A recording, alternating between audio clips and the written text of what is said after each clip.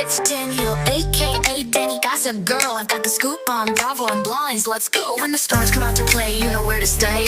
Tune into the buzz, it's the talk of the day. From Bravo shows to the latest celeb spree, we've got the tea, come sip it with me. Danny Gossip Girl, pop culture Exposé.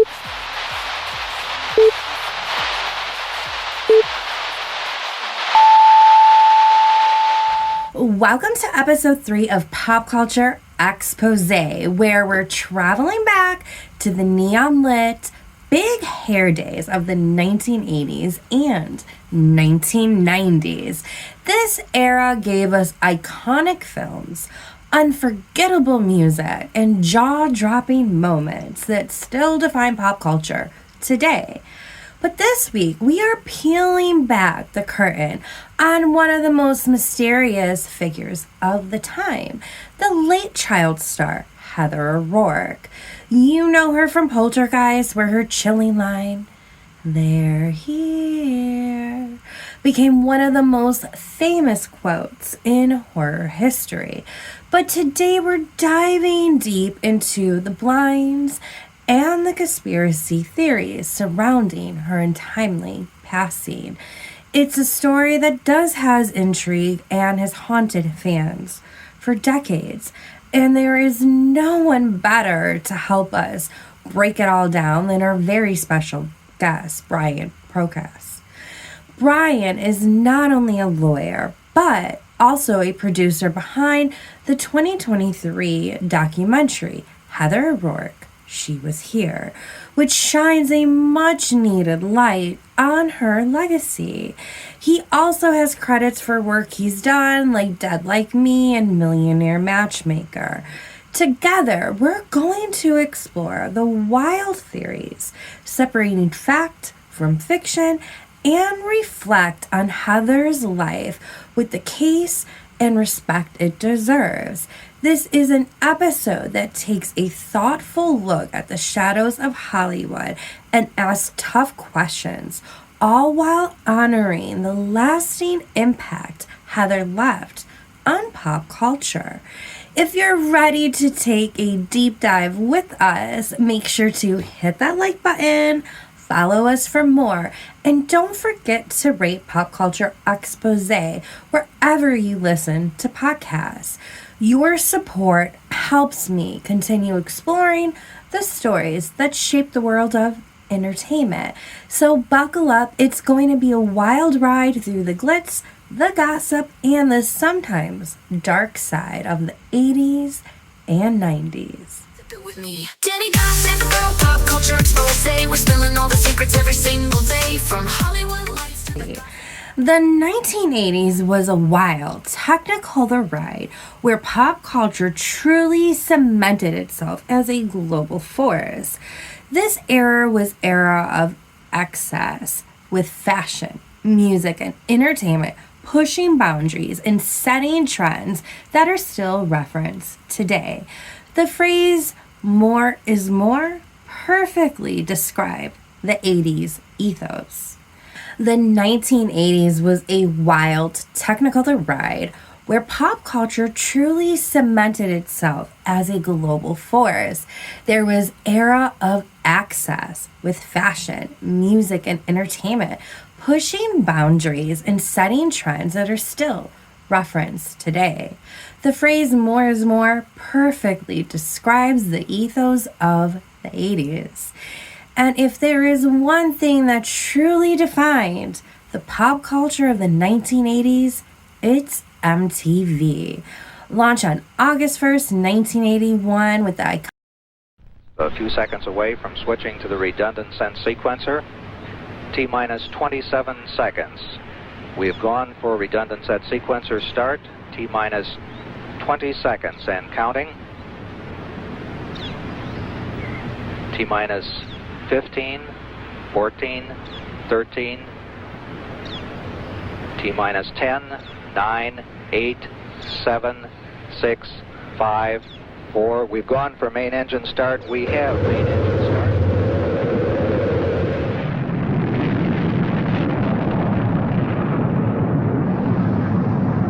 Ladies and gentlemen, rock and roll.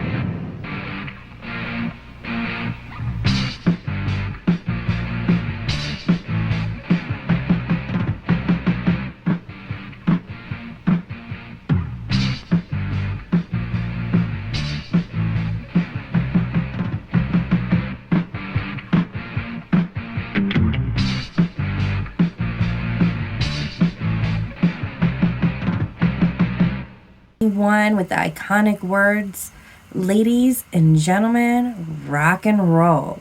The music television network revolutionized not just the music industry, but entertainment as a whole.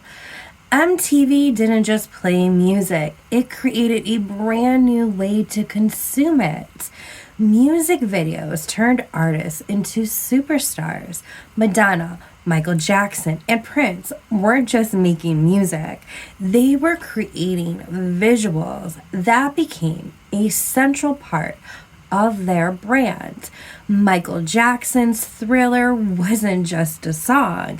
It was a mini movie directed by John Landis that featured cutting-edge effects in a full dance sequence. Suddenly, the way an artist looked, danced, and presented themselves was just as important as the music itself. MTV also shaped fashion, style, and attitudes. Teenagers looked to their favorite music videos for the latest trends, copying Madonna's lace gloves, leather jackets, tease hair, or emulating Prince's gender-bending glam. The channel turned musicians into fashion icons overnight. MTV wasn't just a visual showcase for musicians. It was a cultural moment that connected young people across the world. Shows like MTV Unplugged, TRL, and Yo MTV Raps gave a diverse music genres a platform, from rock to pop to hip-hop, creating a space for new voices. It also introduced a new kind of television host, the VJ, better known as a video jockey, with personalities like Martha Quinn and Kurt Loder becoming just as iconic as the musicians they introduced. MTV's impact stretched beyond music. It ushered in reality TV, starting with The Real World in 1992. This is the true story. True story. 7 strangers picked to live in a loft And have their lives taped. To find out what happens when people stop being polite. Could you get the phone? And start getting real. the real world. Thank you, sweet baby Jesus. That has changed all of our lives. And it paved the way for the genre's explosion in the years to come. It made entertainment interactive, giving fans a way to feel closer to their favorite stars and influencing almost every aspect of youth culture. Hollywood's blockbuster era, the 80s, saw the birth of the modern blockbuster film. Steven Spielberg's E.T. made us believe in the magic of friendship with a cute extraterrestrial twist, while George Lucas's The Empire Strikes Back turned the Star Wars franchise into a cultural phenomenon. And who could forget Back to the Future? Marty McFly and Doc Brown made time travel cool, creating one of the most beloved trilogies in cinema history. I will never not watch that. Movies in the 80s weren't just about escapism. They were events. Ghostbusters became a household name. My son just played Ghostbusters in gym class. That was what they played in gym class. It still carries on today. Such a trip. We also have The Breakfast Club that taught us all about teenage rebellion. Ferris Bueller reminded us that life moves pretty fast, so we should stop and look around once in a while. These films didn't just entertain, they spoke to the youth of the era and continue to resonate with audience decades later. The 1980s were a golden era for horror films, cementing the decade as one of the most important in the genre's history. It gave birth to some of the most enduring villains in franchises that still sends chills down our spines. audience flocked to theaters not just for the thrills, but for the blood, suspense, and sheer terror that horror films of that era perfected. Slasher films became a huge part of the mainstream culture during this decade. 1980 kicked things off with Friday the 13th, introducing the world to Jason Voorhees, the machete-wielding terror of Camp Crystal Lake. That was followed by the continuing success of Mike Myers in Halloween 2 and Freddy Krueger, the nightmare-inducing villain of A Nightmare on Elm Street. These films didn't just shock audience, they created a brand new pop culture language of horror. The killer mask, the iconic theme music, and the fangirl trope, think Jamie Lee Curtis and Halloween, all came from these terrifying blockbusters. Horror movies of the 80s weren't just about blood and gore though. Films like Poltergeist explore the psychological horror, tapping into the supernatural while giving us unforgettable moments like the little girl, Heather O'Rourke, whispering, "They're here." These films push boundaries using fear as a form of entertainment that audience couldn't get enough of.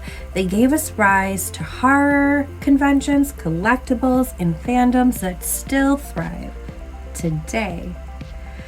The 1980s also saw the rise for the first time of the teen film genre. And for the first time, teenagers weren't just supporting characters of the audience, they were the stars. Movies began to focus on the unique, complex, and often misunderstood world of adolescence, sparking an entire generation of films that connected directly with young viewers.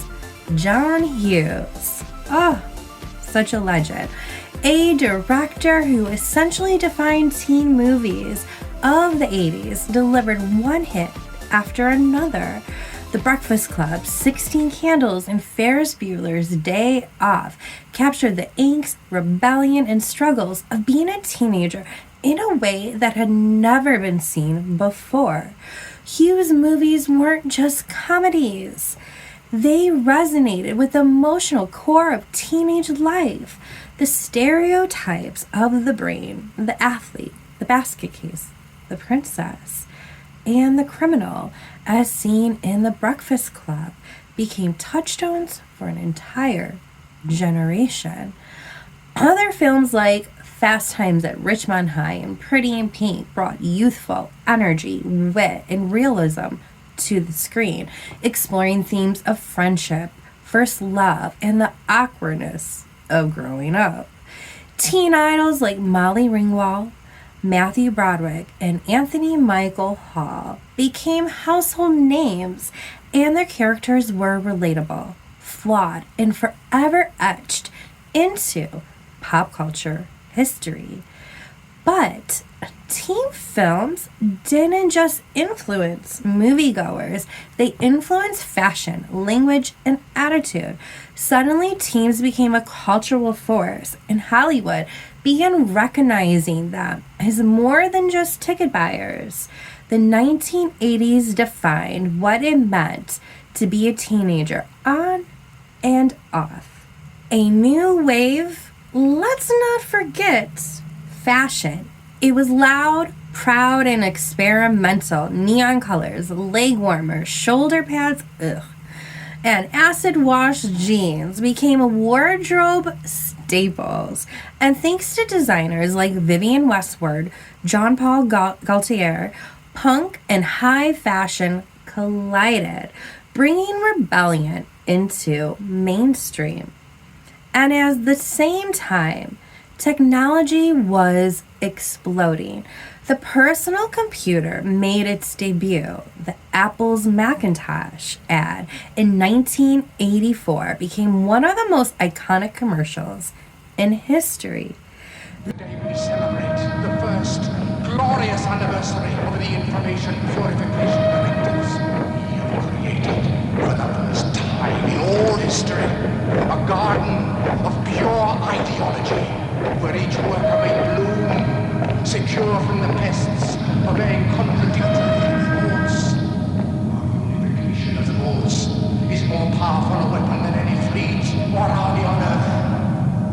are one people, with one will, one resolve, one cause. Our enemies shall talk themselves to death, and we will bury them with their own confusion. We shall prevail. On January 24th, Apple Computer will introduce Macintosh. And you'll see why 1984 won't be like 1984.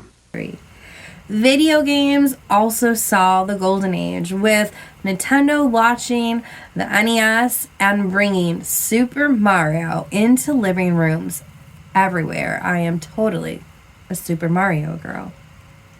With the decade of pop culture icons, no discussion of the 80s is complete without mentioning its stars.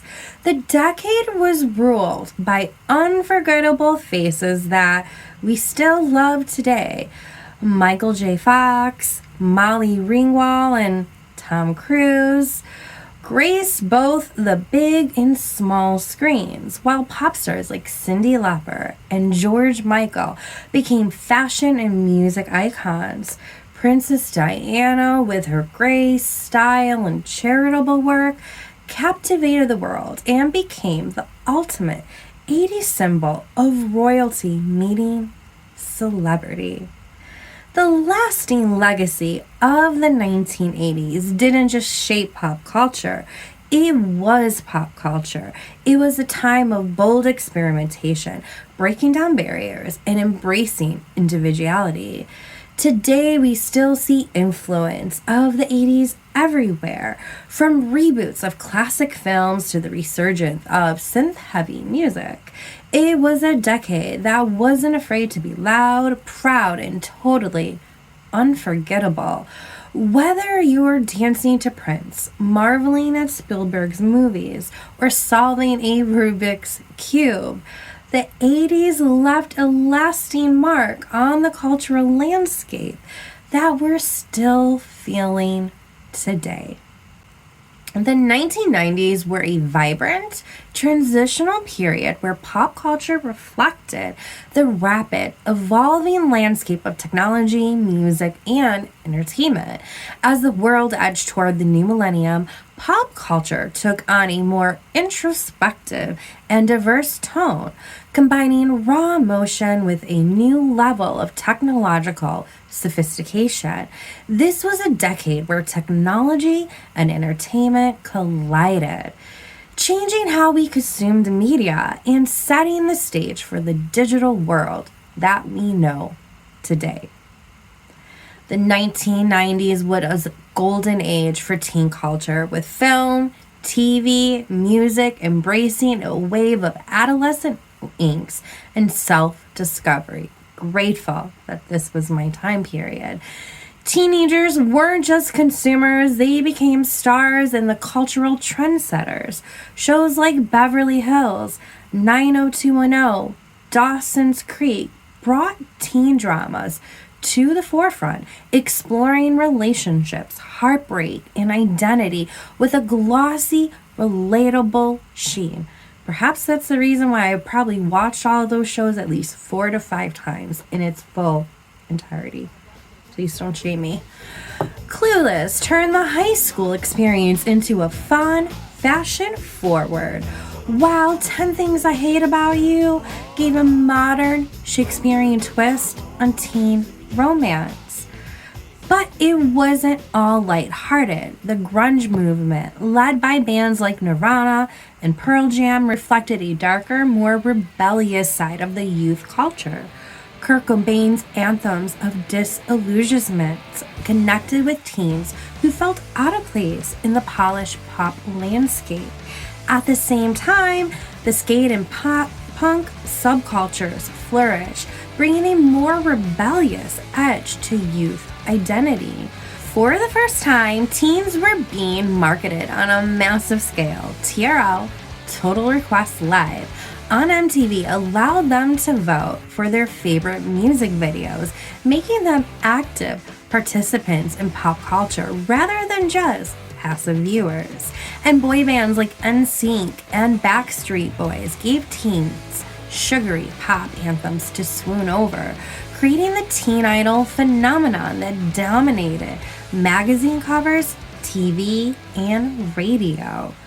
The 90s were a golden era for TV, giving us some of the most beloved shows in history. Sitcoms ruled the airwaves, with Friends, Seinfeld, and The Fresh Prince of Bel-Air becoming much-watched TV. Let's not forget TGIF. Friends perfectly captured the lives of 20-somethings, navigating work, relationships, and coffee shop hangouts, while Seinfeld redefined comedy with its show about nothing concept. Meanwhile, The Fresh Prince brought humor, heart, and social commentary to the sitcom genre, making Will Smith a household name. But the 90s also embraced more subversive, edgy content. Shows like The X-Files tapped into the paranoia and fascination with the supernatural that defined much of the decade, while Buffy the Vampire Slayer gave us a smart, feminist twist on the teen horror genre. Another show I watched countless times, actually named my dog after. The Simpsons was already in full swing, using animated satire to reflect on American culture with sharp humor. The 90s also saw the rise of reality TV. My second pastime, the first season of The Real World aired in 1992, pioneering the reality TV genre and launching what would become one of the most biggest television trends of the new millennium. Audiences were captivated by the unscripted drama of real people living together, a concept that would shake TV for decades to come. Music in the 90s was all about diversity. Genres clashed, mixed, and reinvented themselves. Hip-hop exploded with artists like Tupac, Biggie Smalls, and Dr. Dre leading the charge on the West and the East Coast, while grunge bands like Nirvana and Soundgarden brought a darker, more emotional sound to rock. Alternative rock also found its stride, with bands like Green Day and Oasis dominating the airwaves.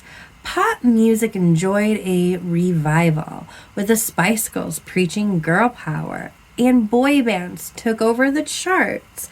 Artists like Britney Spears and Christina Aguilera ushered in new generations of pop princesses, creating the ultimate teen pop moment that still resonates with us today. At the same time, the underground rave scene and the rise of electronic dance music, EDM, introduced a new kind of youth subculture. DJs like Fatboy Slim and the Chemical Brothers brought house and techno into the mainstream, while the rave scene thrived in clubs and warehouses across the world.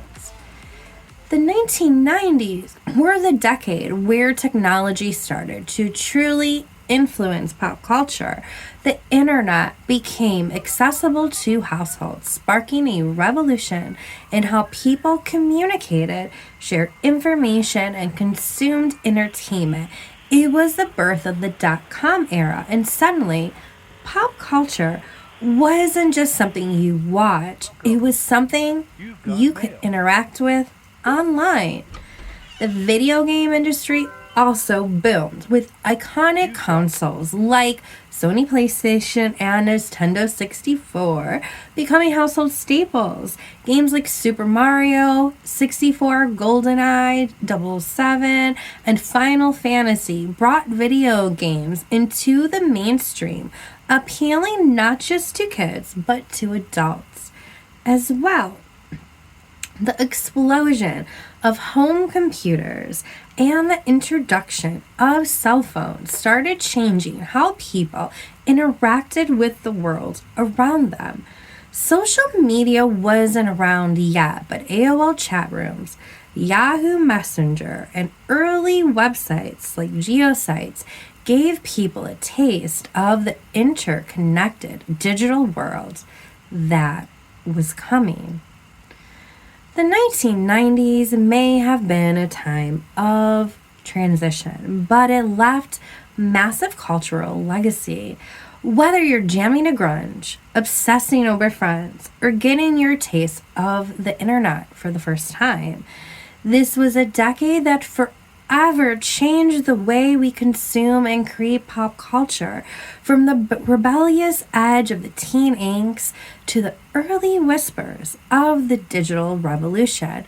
The 90s made us question what it meant to be cool, connective, and expressive. It wasn't just about entertainment, it was about identity, from the rise of the iconic teen idols to the genre-defining music scenes. The decade captured the raw essence of a generation navigating a rapidly evolving world. Technology pushed boundaries, giving rise to new ways of sharing and connecting across the globe with their ideas. It was the start of the internet age, the shaping of reality TV, and the birth of culture icons who still influence pop culture today. The 90s weren't just a decade, they were the foundation for the modern, digital, and multifaceted pop culture landscape we live in now. Hollywood lights to the gossip blinds. Catch the news, don't get left behind. Don't miss this. Don't miss this. 3. Let's take a journey into some of the most outrageous and easily debunked celebrity blinds from crazy days and nights, focusing on the 1980s and 1990s.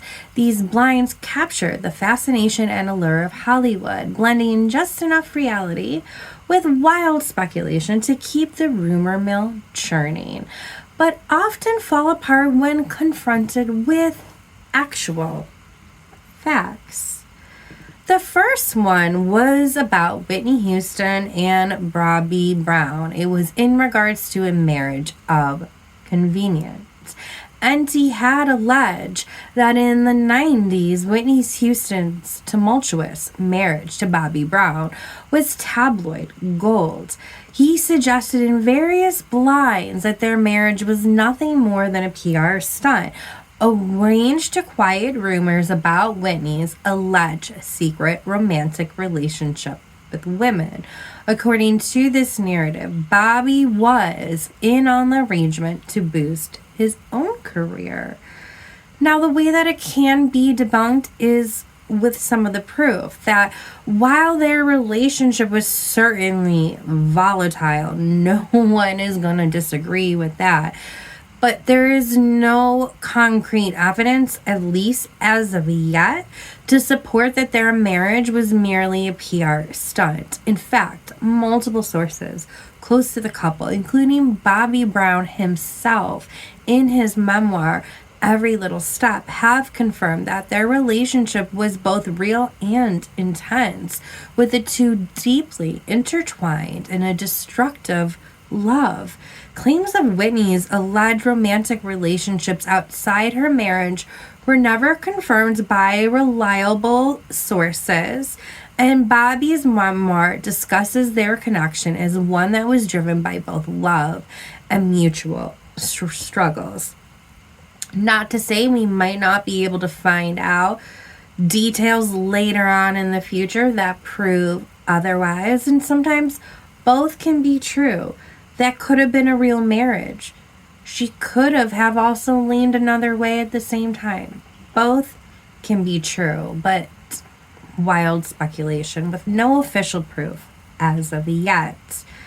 The next one is in regards to Madonna and Sean Penn behind closed doors.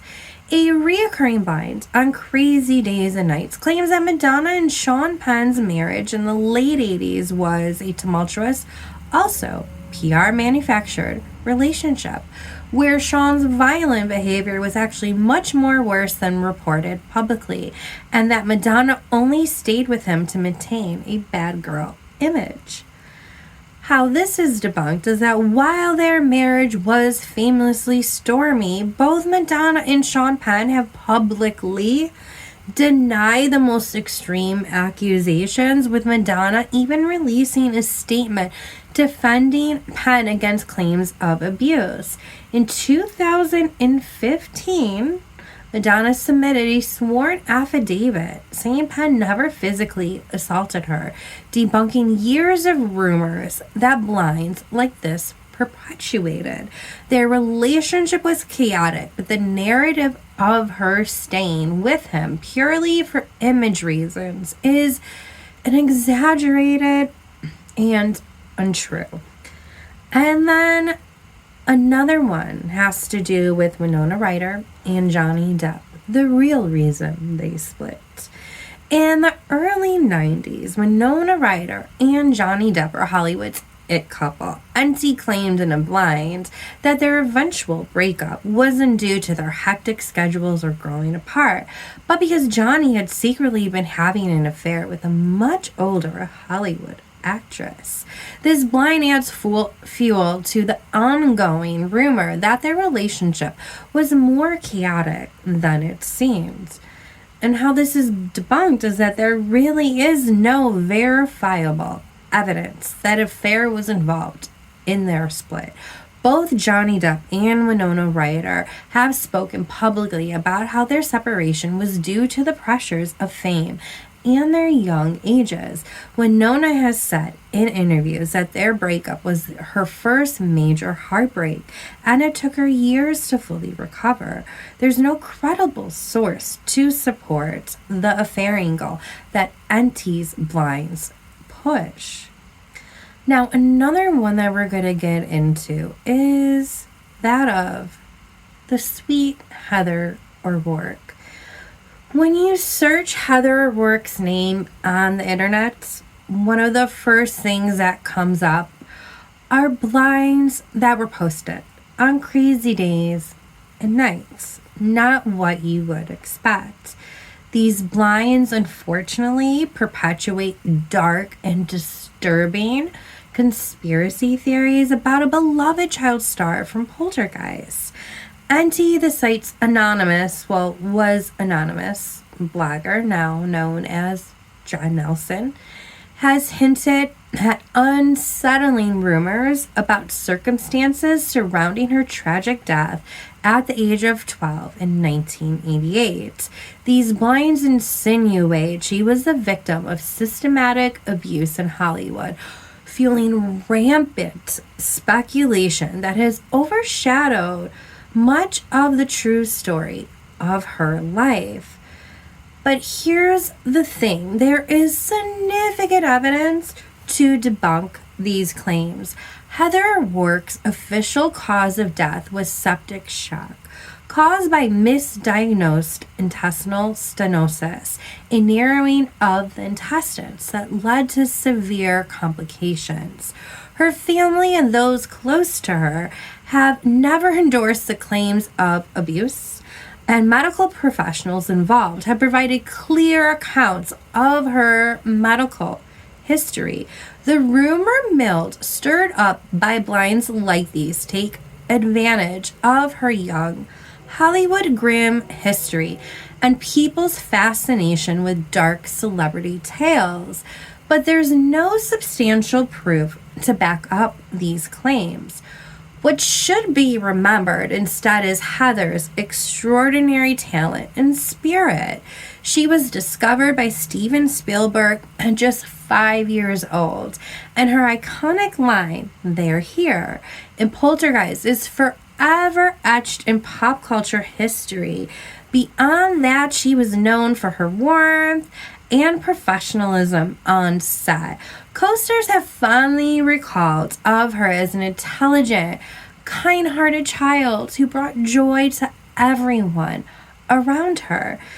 These blinds distract from her real legacy, a bright, shining talent taken far too soon, whose tragic death was a result of an unfortunate medical condition, not the sinister circumstances some rumors would have you believe. It's important to honor her memory by focusing on the love she brought to those around her and the legacy of her work in film and TV rather than the dark and unsubstantiated gossip that clouds her memory. For a more in-depth reading of those blinds, as I'm not going to be sharing them here today out of respect for Heather's legacy and her family, you can visit my YouTube account, Danny Gossip Girl, where I have some videos in regards to those that breaks it down and all of the visual proof to back it up too. But as always, approach such blinds with caution and a critical eye.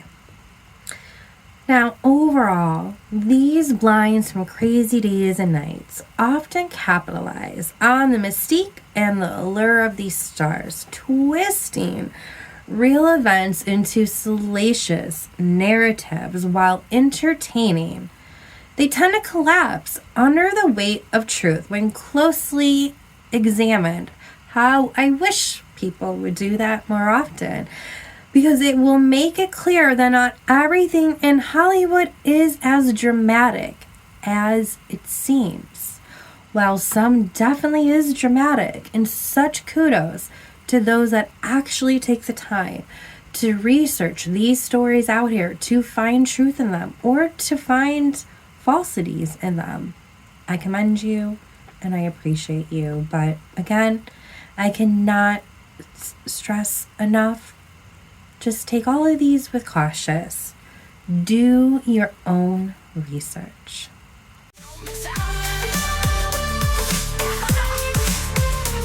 We're diving deep into the juiciest tales. Today, I am beyond thrilled to welcome a truly multifaceted guest to Pop Culture Exposé, Brian Pocrass. By day, Brian is a lawyer, but his passion for storytelling and preserving pop culture history has led him to dive into the world of filmmaking. He's one of the creative minds behind the upcoming documentary Heather O'Rourke, She Was Here, a heartfelt exploration of the beloved 80s child star whose legacy has captivated so many.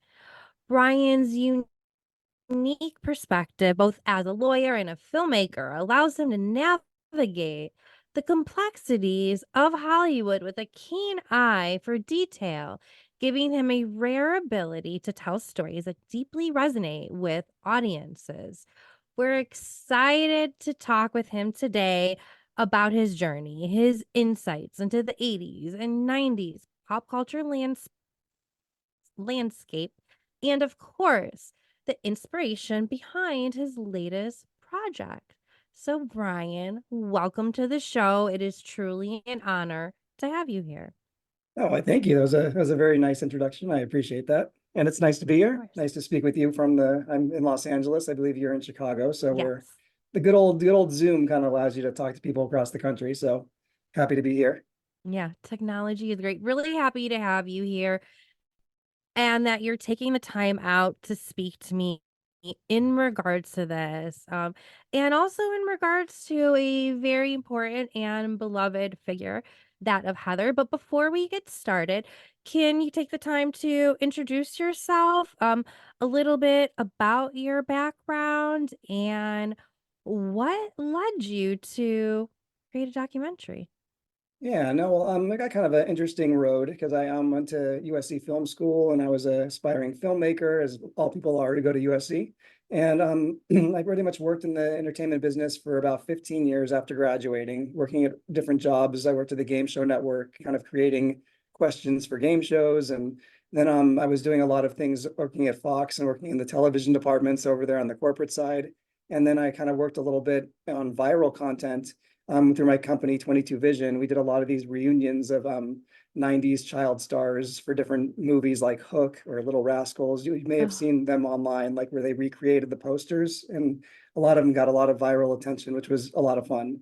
And those were all kind of inspired because I grew up with a lot of former child actors. And so they kind of weren't happy about how they were being portrayed online at that time. And kind of like people would companies would sit there and take a photo from their MySpace page or their Instagram or any of those places, and they just would take them and say, this is what they look like now, and give wrong information and everything like that if there's friends who wanted to be off the grid. And so I kind of gave them a platform where you can kind of get the truth out there and just kind of, let's take some flattering photos and kind of, you can say what you're doing today. And then kind of, if anyone wants to make those galleries, they'll be able to kind of pull that photo. So that was kind of the inspiration for that. And that was a lot of fun. And then kind of after a while, I decided to go back to law school at my old age. Now, so going back to school in like my late 30s and getting a law degree and kind of transitioning a little bit to doing personal injury attorney, personal injury law. And that's kind of what I've been doing for the past year. But also I kind of still have that entertainment passion. And this kind of project came up about, my last year of law school. And all of a sudden it's kind of like you stop doing one job and then you get reeled back in. And so I kind of I produced this documentary. It's the first documentary I've ever produced. And it was a bit of a passion project. So it was a pleasure coming out of retirement to work on this.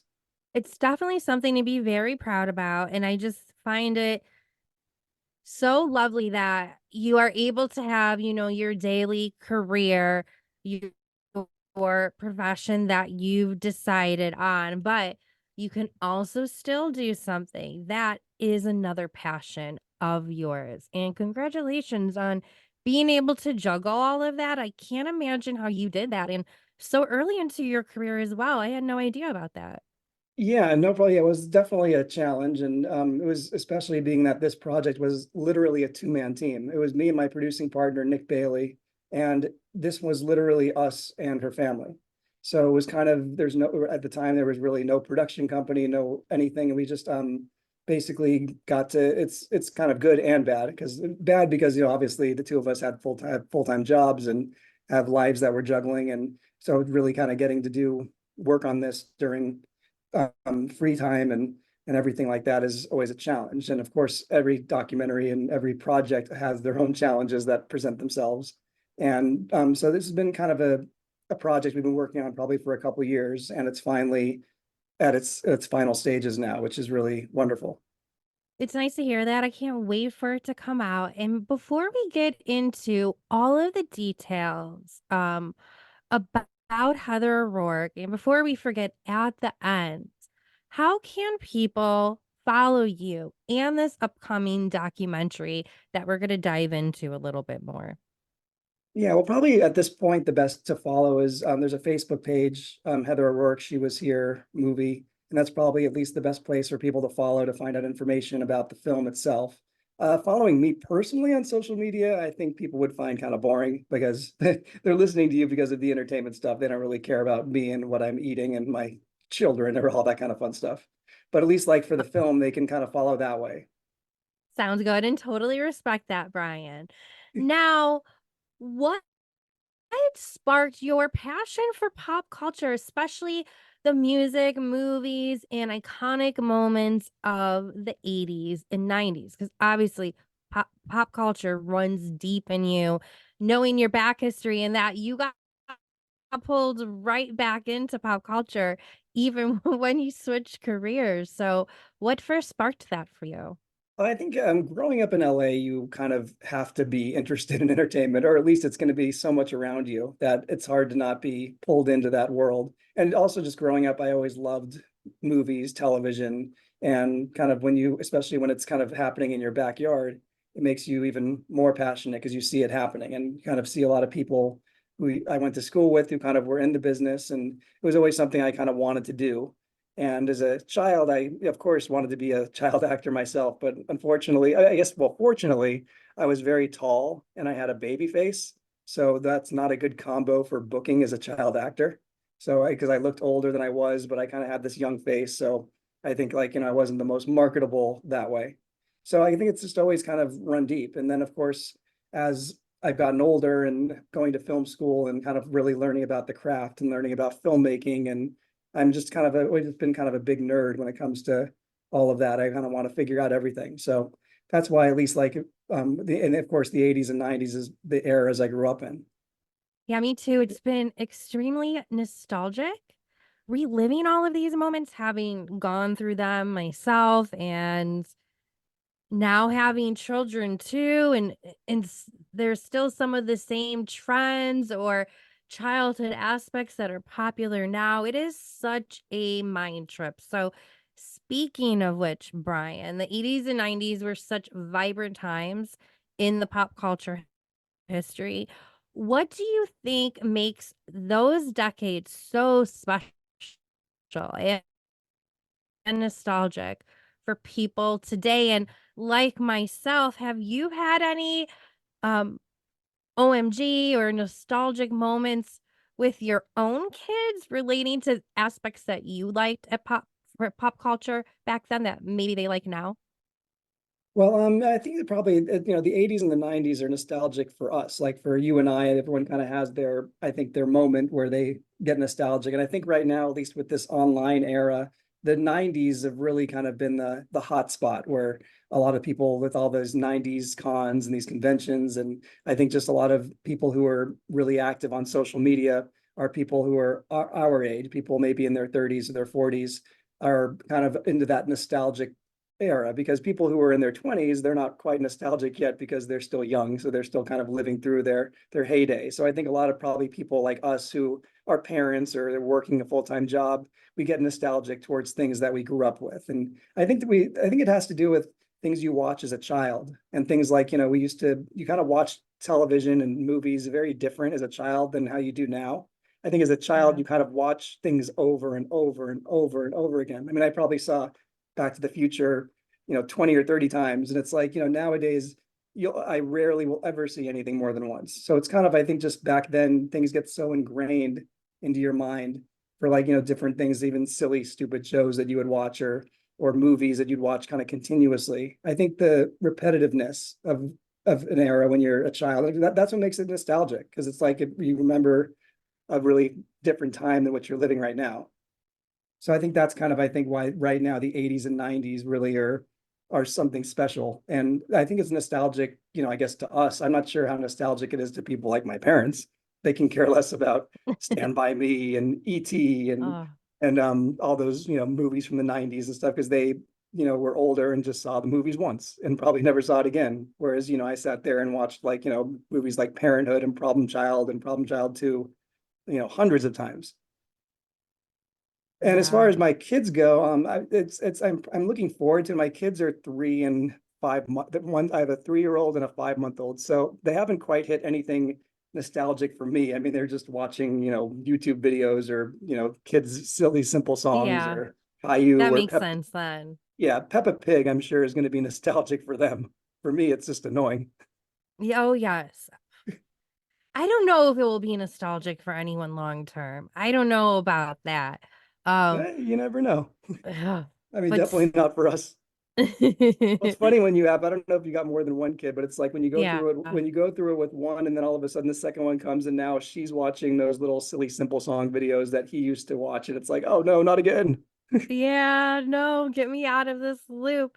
No, I have a 6 and a 4-year-old. So my 6-year-old is obsessed with Ghostbusters, Nintendo, Well, like the new Ninja Ghostbusters. Turtles, Well, it's everything, the all of new ones. them. Okay, so All of yeah, them. they'll actually watch old ones too. I mean, it's of course, a lot of the brands get brought back, but I mean, Yeah. I wonder, like, the funny thing, little stupid thing, and when I was in law school in the first day or so, there was somebody who was speaking, and they were kind of like telling us about what it's like to be in law school, and kind of you have to trust the process. And the person speaking was like, because of course, keep in mind, this is a whole group of 20-year-olds, and I'm sitting here in my late 30s, kind of like the old man of the group. And the person speaking was like, it's kind of like that movie, that movie with Jaden Smith and Jackie Chan, where they were like, doing the waxing on and the waxing off, and I'm sitting here thinking, are you really quoting the remake of Karate Kid? I'm sitting there in the front row, like Oh thinking, oh no. my goodness, like this is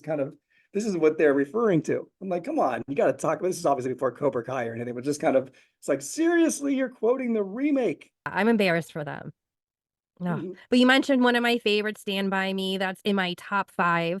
Also, love me some Goonies. That's probably the one I've seen the most. I actually had the pleasure of while I was having my child. That was playing in the hospital. So that was a full circle moment. But yeah, no, you bring up such a good Right when you were point, giving Brian, about when you were giving birth, was it during this part when they were shooting out of the water slide? No, I don't know. no. No. But you bring up such a good point that when you are younger, you watch these movies on repeat. I can't remember the last time I watched a movie on repeat. Um, which is sad, but I also don't think they make movies like they used to before, but that's a different Ye- topic. Yeah, definitely. Things are just different. And also, there's movies or most things are made for streaming. And so it's a little different. It is a different world. I mean, it's Mm-hmm. not really saying, of course, we can say ours is better, but it's different. So I mean, there's just different, there's things that are good and there's things that are bad about kind of the industry and the things that are being made now. But at least Yeah, like, good point. we really hold a lot of these things special to us. Like in the 90s, there were a lot of little movies that were made for like the $10 million budget. All those like there's a big string of like, baseball movies or movies like The Mm-hmm. Sandlot or things kind of like The Babysitter's Club or all these little tiny movies that went into the theater. And nowadays, those type of movies, if they're made, are going to be like Lifetime movies or maybe a little tiny Hulu film. So Yeah, it's kind of like they don't get to be seen in the correct medium that they deserve to be seen in. very true. And I can only imagine how much more that landscape is going to change in the next 2 to 5 years with the direction things are Mhm. going. But going back to the 80s, Brian, the 1980s saw really the rise of blockbuster films, iconic music, and a new wave of horror. Which films or music artists from that era left the biggest mark on you? Well, I mean, of course, you got to have Michael Jackson in there. So, I mean, he was, I mean, I think in the 80s, he's really at least in my life and my world, that was the one that made the biggest mark. And so, I mean, he was the biggest artist. And for films, I mean, it's hard to remember because, of course, I was very young in the 80s. So the type of movies I was watching were maybe not the ones that I would have if I were older. Like I wasn't watching Fast Times at Ridgemont High or Ferris Bueller or any of the John Hughes movies just because I was so young. I don't think, even though I kind of probably snuck in to watch Breakfast Club at one point, and I just like or just like 16 Candles my sister had. And I was just happy because I got to see a little bit of nudity in a movie. That was kind of exciting. Revenge of the Nerds. But I think when I think of the 80s, I think of more of those blockbuster films. And of course, Spielberg's films kind of really jump out at you when you think of the 80s and you think movies like E.T. and some of those big ones. I mean, E.T. is kind of one of the biggest ones that jump out to me. And of course, Poltergeist and a lot of those, the horror movies, which I at the time was not allowed to watch. Things like Nightmare on Elm Street, Friday the 13th. Those things were not, so I was kind of sheltered on my movie watching a little bit, except when I snuck a little bit of Revenge of the Nerds in there. I was able to sneak a lot of those movies. Thank goodness I turned out normal after sneaking a lot of those movies. I just like to think I'm very well rounded. It was I was taking a look at society and learning the ins and outs of everyone from watching those type of things. But I actually watched ET last night with my family. Um, just thinking about what we're talking about today, and obviously wasn't going to be watching Poltergeist with my kids, so watch ET last night, so that was fun. Yeah, even though your kids, I think, are Heather's age when she filmed it, so maybe that would make sense. But Heather didn't really understand too much what was going on while she was filming it, as far as like, just other than making a movie. Yeah. Now, horror movies had made a major moment in the 80s with films like Poltergeist. How do you think that the horror genre from that time has influenced today's film? Do you think that they've had any influence? No, I think they've had a great influence. I think it's just all the horror movies just kind of build up as far as like ones that were made, kind of like the ones that were made in the 80s, kind of built up from the 70s. And they kind of just then went into the 90s and kind of there was that resurgence of the horror films in that late 90s when Scream came out. And then all of a sudden, all those teen slasher movies started coming out. And a lot of them were just paying homage to those older films. And I think they really, any type of the new horror movies now, either you'll have your real gory ones like Saw, like those type of ones, or you get more psychological thrillers or things like the Ring. So, I mean, I think it's a lot of times just like when it comes, of course, we're filming this and we're recording this in October. This is kind of usually the month when all the horror movies come out. And I think just, I think really any young filmmaker now is inspired by films that they watched when they were younger, which is usually the 80s or so. So I think you see a lot of young filmmakers are making films that kind of have a lot of reference to the 80s movies or the 90s movies, especially things like Stranger Things that are more kind of sci-fi. I don't know if you would call that horror, but it's more kind of in that sci-fi world. Mm-hmm. Because those are, of course, heavily nostalgic. And that's kind of the whole beauty of projects like that. So I just think they have a lot of influence in it because it kind of just the horror genre has just continued to build. Very good observation. I appreciate the type of material that those that who are nostalgic from the 80s or the 90s are making, like Seth Rogen, not in regards to horror, but just Seth Rogen, who made the new Ninja Turtles cartoon movie. He has that nostalgic feel from back then, but now he's putting his spin on it.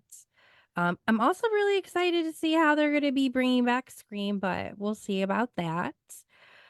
Yeah, But those would probably be pretty easy to come back. I mean, they're just, they're nostalgic movies in themselves. So it's, horror movies they usually get made quite, it's probably the biggest genre that just continues to always go strong because they can be made strong, they can be made very cheap, and then they can usually do really well. So it's especially on streaming, and I guess I don't know if people buy DVDs anymore, but it's like that genre seems to always be a strong one. No matter how the industry changes, people just because they can churn them out, they're kind of fun to make, and they can be done very cheap and could be a big reward. And it's just an easy green light. yeah, Easier, I'll say. Not easy. Nothing's ever easy, but that's definitely it's so hard as the industry goes on to kind of get things made. I mean, of course, even with the documentary, it's a lot of issues that it's really hard to get networks and streaming platforms and everyone to green light anything because they kind of just everyone's so gun shy.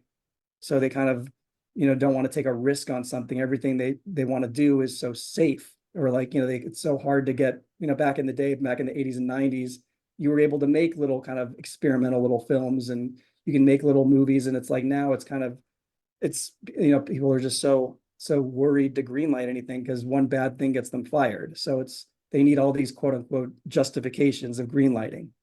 And of course, like I said with the documentary, when we were pitching it a little bit, we kind of ran into that a little bit.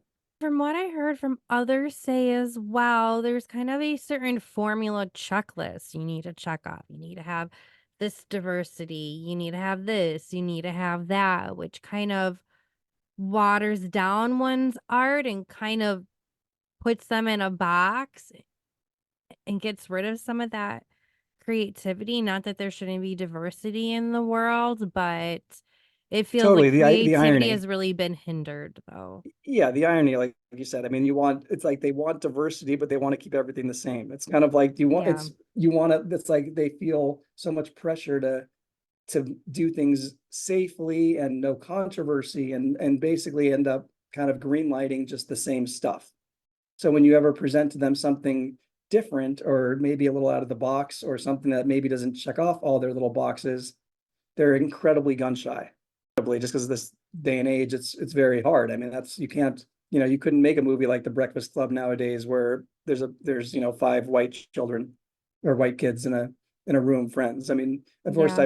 diversity is great, but I mean, it's more that I think things should always just be organic. It's whatever the filmmaker wants to do, and everyone's just, I think, at this point, overly analytic, where it's great to be diverse, but when it's forced is when it becomes a problem. Create creatively. Agreed. Speaking of Breakfast Club, that was actually filmed right down the street from me, like a mile away. It is crazy now that Yeah, it's a police oh, station now, yes, isn't I it? was getting ready to Yeah. say that. Yes. It's so sad, but yeah. Yeah, I But remember when I was in town, I tried to go in there and they kind of wouldn't let me inside because supposedly it's like I think that the gymnasium still exists somewhere in there, but of course, like unless you work there, you're not going to be able to see it. I know I'm always big into filming locations and kind of looking at stuff like that. So I mean, I'm sure I don't know if you've yeah, for been sure. down to Winnetka and looked at the street where Home Alone house is, and it's just crazy because it's literally like walking onto a movie set. When you walk onto that Yes. street, it's identical to the film. And it's just, you just feel, especially if you go there in like November, December, it's really magical. Bucket list moment here. Always wanted to do this. I'm probably not the first person to do this. Yeah. Am I not the first? No. How much do I owe you? Keep the change, you filthy animal. A lovely cheese pizza. Just for me. Get a plate. Spent a lot of time in the North Shore, also season ticket holders to that. That area is very magical and makes sense why John Hughes would want to film so many movies in those areas like Home Alone. At least it means a lot to me driving through there, and maybe because of all of the John Hughes movies I have watched, but it's really beautiful. Always fascinated. I think I kind of referenced this at the beginning. Those that have a love for pop culture, but for their career, they may go a different avenue, and understandably, I wanted to go to school for arts and marketing, but I also didn't want to be a broke artist. So I went a totally different route. But you are not only a lawyer, but a documentarian. And you also have credits from various shows and assisting roles. And as you mentioned, about 15 years or so of credits. Was it something along those lines? Yeah, I mean, a lot of things. I mean, it's like you can kind of just, I've worked on a bunch of TV shows and a lot of things on the development side within the corporate. So yeah, just a lot of, I've definitely had my fingerprint on a lot of random things, but definitely, fun and just kind of as the career kind of goes on. I mean, I think you were kind of asking before, like, how you can kind of link the two. Like, how do you, as an attorney, like, it's, I mean, there's not a lot of times, of course, as an attorney that I bring the pop culture into my job. But definitely the other way around, if I'm ever working on something entertainment wise, I think it's, definitely I kind of learned that going into this project, having my legal background really came in handy as far as kind of understanding and kind of even talking with the family who went through a big lawsuit after Heather passed away. Because, after she passed away, there was a big wrongful death suit that was brought against the hospital and the doctors who misdiagnosed her. And kind of that was a whole 4-year lawsuit that happened. And at least the family was very kind in letting me look at all the legal documents, which with my background, I understood. Because it's like, when you're looking at it, you're like, oh, I understand actually what's going on here. Because, and of course, for non-attorneys or people who kind of were going through that, it was a very hard experience for the family to go through, because the other side was doing what they're supposed to do and try to defend the hospital and kind of having their own take of what went on that time, and kind of put the family and the families and Heather's friends through some really hard depositions and just a lot of tough times. And I at least tried to bring some clarity to them after kind of reading all the depositions that were kind of like reading a time capsule from like 1991, 92, at least explaining to them what the other side was doing when it may appear that they were attacking them. And it's kind of like they weren't really attacking them. They were just trying to paint a certain picture. So even though it feels personal, it's not really personal. Yeah, it was nice when we had the chance to talk prior to today, those stories that you were able to share, which honestly probably made my month hearing those stories. Oh, well, thank you. And as we said, the impact that you were able to have on Heather's family, which we'll get into more, but also her friends who went through it had to be very traumatic to go through that during that age, and probably didn't feel like a good sense of closure and wondering, did I say and do the right thing? But knowing that not only your love for this topic and what you were creating, but also your expertise and wanting to help these individuals, that you were really able to do that. So regardless of where the documentary would go, you made a huge difference to those people. So that is something you should be very proud about. Oh, no, thank you. Yeah, no, definitely. That was one of the most, because this was a personal journey, even for myself doing through this project. This was, a lot of times hopefully the finished product will be enjoyed by everybody, but of course the process of making it was something very special for all of us. Cause like I mentioned, it was a small crew, small group, and really, you know, Heather's friends who we kind of found, and she really had some great friends that really never exploited her over the years. They've never gone on message boards. This is really the first time any of them have spoken about Heather publicly, and some of them even privately. They just kind of, I mean, if you imagine just, you know, when Heather passed away, they were young, they were 12 years old. And that's an incredibly traumatic thing to happen to a child. A couple of friends who we interview in the documentary were at school with her. And it was one of those things where she was at school on Friday and gone by Monday.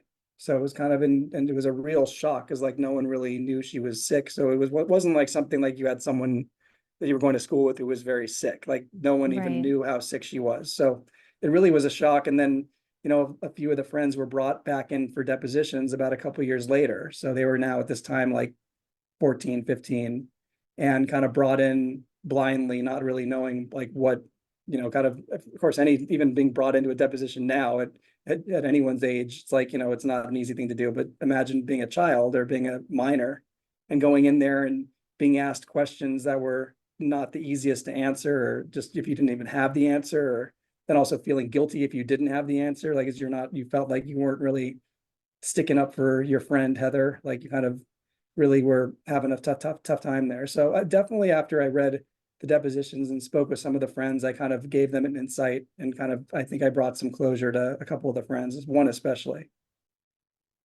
That's really amazing to hear. Now, Brian, what brought you to here? What inspired you to get to the point where you are creating the documentary on Heather O'Rourke, She Was Here, which of course dives into her and how beloved she is? What inspired you to do this? That's a very simple answer here. Heather was my childhood crush. So yeah, so when I mean, just at that particular moment in my life, in my time, I was crushing Heather, and I was 9 years old, and she, during the time where I was crushing her, is when she passed away. So that was pretty traumatic for me personally, because I mean, I remember where I was when I heard about it. When I was picked up from school, I heard it on the radio, and it was just one of the first times I personally ever had to deal with death, and the death of a child. It really just I didn't understand it. And so kind of as the years kind of went on, I always kind of in the back of my mind said, if I ever found myself in a position to do something in her memory or anything, I would do it. And then somehow this opportunity presented itself when a friend of mine, Nick Bailey, who had me on his podcast. I was talking about the 90s or the pop culture projects I was working on. And somehow we got talking to the fact about Heather and how he had a connection to the family. And basically we teamed up and we reached out to the family and kind of wanted to see if we can do this for Heather. And the family is completely out of Hollywood. They're not a Hollywood family at all. And it's more that, we wanted the point of it was to really get Heather's story out there, just to kind of tell her story of, what her life was like. And of course, as a person who was very familiar with her, I wanted to learn a lot more about her personally and really get that story out there. So that was kind of the driving force. Because I mean, I looked at Heather as more like a childhood friend, because that was the mentality of going into it, that it was like, I'm doing this for like an old friend I had, because she meant a lot to me as a kid. And then the funny thing is, we talked about that healing process during this whole making of the film. I didn't realize that I had my own personal healing process, because obviously Heather's death was traumatic for me as a child, and I've never had anyone to talk to about it, because it was like no one could really, I didn't know Heather personally. And it was really talking to her friends who kind of, were reliving that day and telling me about it, and they were around my age. It was kind of like, for the first time I had someone that I could talk to, albeit they knew her and their trauma was different, but it was still kind of the same trauma of the passing of a specific person. So I kind of found a little bit of healing myself. That's very beautiful and poetic. I'm trying not to cry. Oh, I'm sorry. I didn't realize that. Yeah, so definitely it's one of those things where I think when you kind of came into this project like I did, and Nick feels the same way. It's like, I'm not in this to make money, so to say. I mean, of course we all are, but I kind of have no mandates from any company. And I think the advantage that we had of going into it just as a two-man team is we were going to do this the right way. And it was one of those things where if it can't be done correctly, it's not going to be done at all. So it's like a lot of times when we were meeting with different production companies or networks as we were pitching this after it was made, almost everyone wanted it to be something different. They just said, oh, this is great, but can it be this? Can it be this? And we're just like, no, like we can't. The whole point of it is we want to keep it a certain way because it's so tempting to want to veer off into the more salacious parts of her story, and even ones that veer away from her completely. And that's kind of what we were being tempted by. And that was just one of those things where we gave the family our word that we were going to make something a certain way, and we're just going to keep it. We're going to keep it that way without compromising Heather's memory, or at least the family who's, put their trust into us. And that's great you stayed with that integrity, even after all the blood, sweat, and tears you put into it, because I'm sure it could have been a lot easier to go a different route, but that says a lot about your character, Brian. Now, speaking of folks wanting to go a different route, whether or not it has to do with Heather or it has to do with Poltergeist and that whole fandom, there has been so much speculation and mystery surrounding Heather's tragic passing. What are your thoughts on the rumors and the conspiracy theories that continue to swirl around her from time to time? Yeah, well, I mean, it's, of course, going into it, we knew that there were some strong rumors going into it. And we even told the family, as documentarians, if we ever do come across anything that's true or that's like, not so flattering, we have a duty to present it. And they understood. They said, that's fine. So we did, we didn't go into this project with any bit of a bias. We kind of, as documentarians, want to show things how they were. But we really went deep and kind of tried to we knew these rumors in the back of our head and pursued all of them, at least to see if there was any truth to any of it. And we went really deep and found nothing. I mean, we knew there'd be nothing, but at least we really went deep into anything that was being said and anything that's ever been really said about her death. I mean, I think it's really I mean, it's pretty clear what she died of. There's no question of it. And I think just for some reason, people, I think, are not satisfied with it because I think Heather's death angers a lot of people because it could have been prevented. Like, Heather should not have died. It was more of a misdiagnosis. And if they had diagnosed her correctly and the type of blockage that she had could have been corrected with a simple surgery, and Heather should be alive today. And that's, I think, what doesn't sit well with anybody. And so I think they look to blame someone else or try to think that there's maybe something more than what is the truth. And I think that's kind of where it comes from. And then, of course, just as Heather's, I think the reason why you wonder why they pick it on this poor girl, or it's really, I think, just Heather O'Rourke, not as a human, but as a pop culture figure. She was a young girl in horror movies and died at 12 and died while making a movie, and a movie that was kind of like an ironic death, kind of like Paul Walker dying in a car crash, kind of like she died and she was starring in a movie where death is kind of after her. So it's kind of that irony kind of plays a part to it. But I think, and also usually everyone talks about there's always like that young little blonde girl is always kind of the one haunting houses and haunting sets. And so I think it's just kind of like her persona just opens herself to rumors. And then, of course, she worked in a time and in an era and with a lot of famous people like Steven Spielberg and Henry Winkler and some of these big names. So I think she kind of leaves, not because of anything she did, but it just makes her very susceptible to be a target for rumors. Agreed. It was a perfect storm that made her viable for that to happen. Unfortunately, people just took it way too far because, as we know, some of those speculations or blinds had to do with how did she really pass away, and because of those within the studio system, allegedly, which we all know not to be true, because as we discussed separately, Brian, if that was the case in the family's lawsuit and fight with the hospital, they would have brought that up, but they didn't.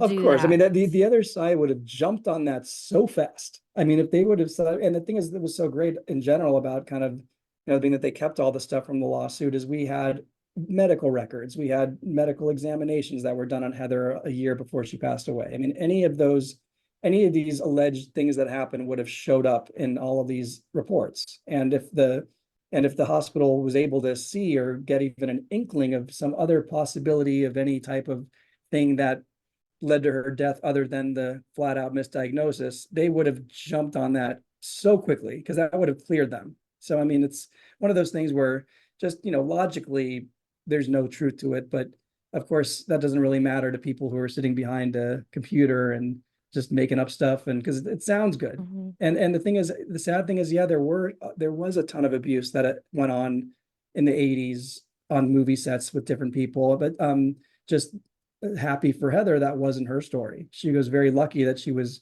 not only working with she worked with great people who were very protective, and also her mom was very protective. So I mean, she was a very protected person, and she just got lucky and worked with really great people. So it's kind of like, it's a sad thing they kind of try to make her the face of abuse when she wasn't. It's kind of like, it's just disrespectful to actual people who were abused, because it's kind of like, that's not Heather's story. Yeah, that's exactly what I was going to say. It takes away from the others that are actual victims. Not to reference to what's going on today in pop culture, but even with the Puff Daddy Diddy case, however you want to call him, rumor mills are going around so much. This person's a victim. This person's a victim. There's just so much speculation going around. It might be taken away from actual victims. But going back to Heather, Brian, there was also another rumor about grave robbing along those lines, and that both her father and her stepfather were there together. But another way to debunk that is they may have not necessarily been that friendly during that time period, as understandably things could be very awkward and, that type of situation. But it's just Oh yeah, lie after lie to feed a narrative. Yeah, of course. I mean, a lot of them you'll read and you'll just kind of roll your eyes because they just sound so false. But it's like, one of those things where, I mean, yeah, there was that little blind item that went on there about something after she had passed away at the cemetery and desecrating her grave. I mean, it's disgusting for anyone to make it up. But I mean, it's like, just kind of, it's comical to me when I have so much knowledge, like personal knowledge about the family and how the situation was like. And just when you're reading some of these blind items, at least, like, I'm able to read it and be like, I know this is false. Like, this is false because of this. Like, there's no way this is true. So it's kind of like, but then the question is, I mean, do you even bother even responding to it? Because it's kind of like, how much light do you want to give it? I mean, that's kind of the biggest, probably, I would say, one of the biggest decisions and discussions that we had while making this documentary was, how much light do you give some of these rumors? Because once we've done our due diligence and we've completely debunked it, it's kind of like, it might be best not even to talk about it, because it's like, some of them are, especially like the big ones that have caught on online, are just such BS that anyone who's going to choose to believe it is still going to choose to believe it, no matter what we say, because they're in that kind of conspiracy world where they just don't believe anything we say and just think everything's a cover up and everything's this. So it's kind of like, most people, when they're watching this documentary, have not even heard of some of these rumors. So it's like, we just want them to learn about Heather. So it's kind of like, why put that garbage in their mind when it's when it's not true? Yeah, that's a very good point. And I've been experiencing something similar this week, also in regards to the Puff Daddy case, and also tying it to Epstein. And they're trying to say that a former housewife is involved who actually sued Auntie Lawyer about it.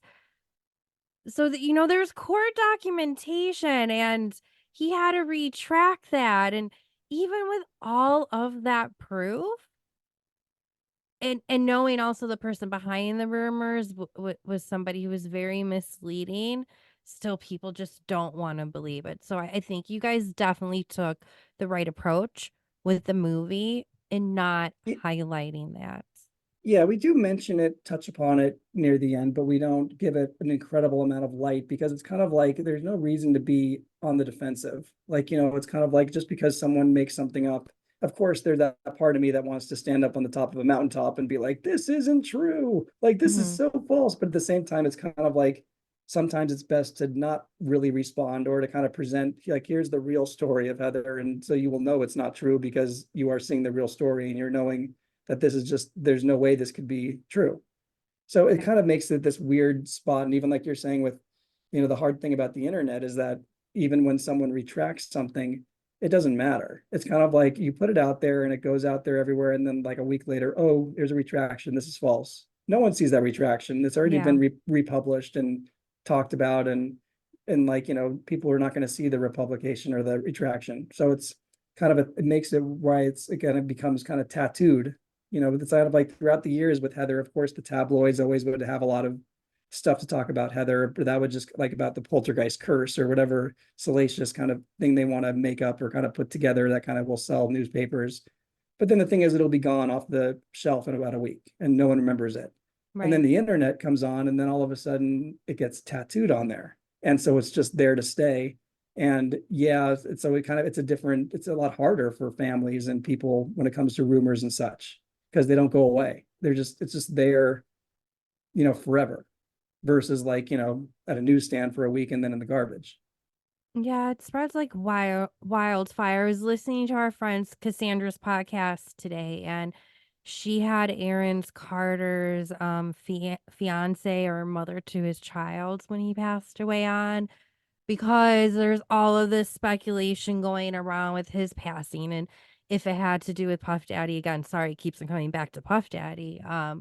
But she was also explaining how hurtful it is to see all these elaborate speculations and rumors that are going on about him, which are clearly false. I just think sometimes people don't think about, oh, it may bring me excitement and dopamine in the moment, wondering if this is true or not. But think about the person that it's written about. Think about their family members that it may affect. I just don't think enough people think about that.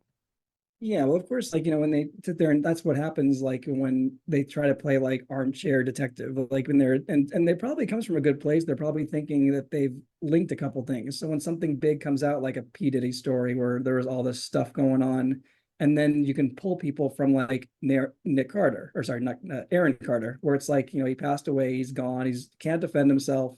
And now you can sit here and try to link him to that. And all of a sudden he gets like, you bring it up and you put it in people's minds, you put it out there. That's the whole thing with Heather. I mean, Heather's been gone for, 35, 36 years.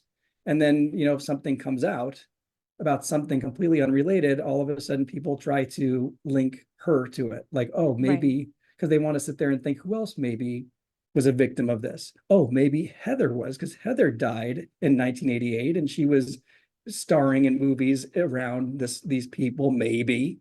And this could possibly have happened. So, and then all of a sudden, according to them in their brain, it did happen.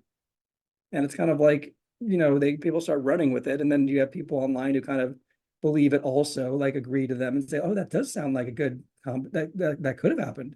That's maybe what happened, and Hollywood cover it up and conspiracies. And that's kind of what happens. And then all of a sudden Heather's name gets brought up again.